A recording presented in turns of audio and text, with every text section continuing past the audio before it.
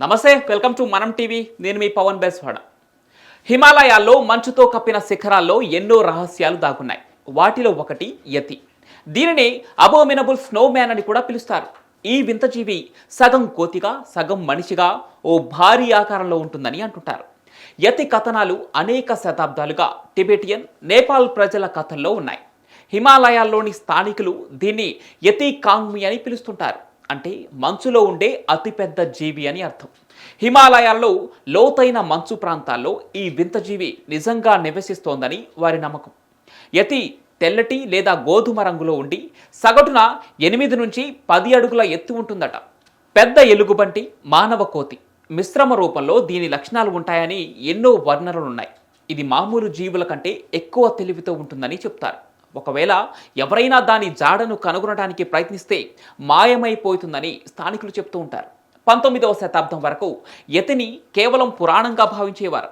కానీ 20వ శతాబ్దంలో కొంతమంది పర్వతారోహకులు మంచులో ఓ భారీ అడుగుల ముద్రలను చూడటం మొదలుపెట్టారు.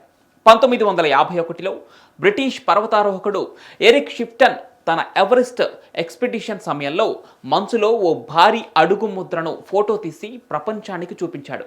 ఆ ఫోటోలో ఉన్న ముద్రలు మామూలు ఎలుగుబంటి లేదా మనిషికి సంబంధించినవి కావని, అవి యతికి చెందినవిగా ఉండొచ్చని అనుమానించారు. ఆ తర్వాత 1953లో ఎడ్మండ్ హిల్లరీ, టెన్జింగ్ నోర్జే కూడా మంచులో పెద్ద అడుగుల ముద్రలను గమనించారు. భారత సైన్యం కూడా 2019లో మంచులో భారీ అడుగుల ముద్రలను గుర్తించినట్లు ప్రకటించింది. ఇవన్నీ యతి నిజంగానే ఉందని నమ్మించే సూచనలు. అంతేకాదు, నేపాల్, టిబెట్ ప్రాంతాల ప్రజలు దీన్ని పవిత్ర జీవిగా భావిస్తున్నారు. కొందరు యతిని గుహల్లో నివసించే జంతువుగా చెబుతుంటారు. కొన్ని పురాణ గాథల్లో ఇది మనుషులను చంపుతుందని చెబితే, మరికొన్ని కథల్లో ఇది శాంతియుత జీవిగా ఇతర జీవులను రక్షించే స్వభావం కలిగి ఉందని చెబుతున్నారు. ఇక చాలామంది శాస్త్రవేత్తలైతే యతి గురించి అనేక పరిశోధనలే చేశారు. 2013లో కొన్ని జంతువుల వెంట్రుకలను పరీక్షించి అవి పాత ఎలుగుబంటుల వంశానికి చెందినవని తేల్చారు. అయితే కొన్ని పరిశోధనలు DNA పరీక్షల్లో యతి మానవ పరిణామ క్రమంలో ప్రాచీన అవతారం అయి ఉండొచ్చని తేలింది. కొందరు శాస్త్రవేత్తలు యతికి గింగాంటోఫిథేకస్ అనే పెద్ద కోతి జాతికి చెందినని భావిస్తున్నారు. గిగాంటోఫిథేకస్ అనే పెద్ద కోతి జాతి కొన్ని వేల సంవత్సరాల క్రితం హిమాలయాల్లో జీవించి ఉన్న అతిపెద్ద జీవి.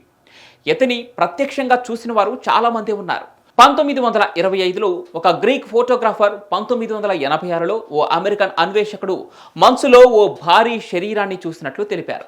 2008లో జపాన్ పర్వతారోహకుడు యోషిటెరు నకమురా డార్జిలింగ్ సమీపంలో యతిని చూశానని, దాని ఫోటో తీశానని చెప్పుకొచ్చాడు.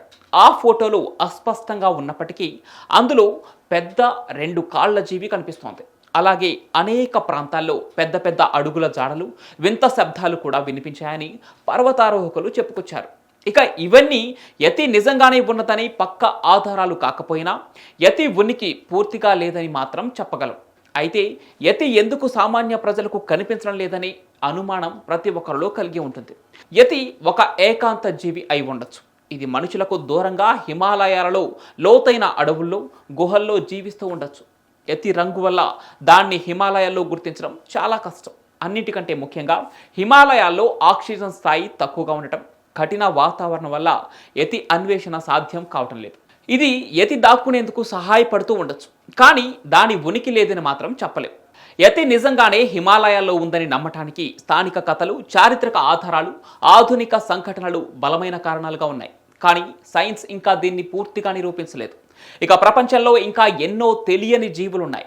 మనం ఇప్పటి వరకు కనుగొన్న జీవుల కంటే ఇంకా అనేక రహస్య జీవులు మన చుట్టూ ఉండొచ్చు. భవిష్యత్తులో మరిన్ని ఆధునిక సాంకేతిక పరిశోధనలు యతి రహస్యాన్ని ఛేదించే అవకాశం కూడా ఉంది.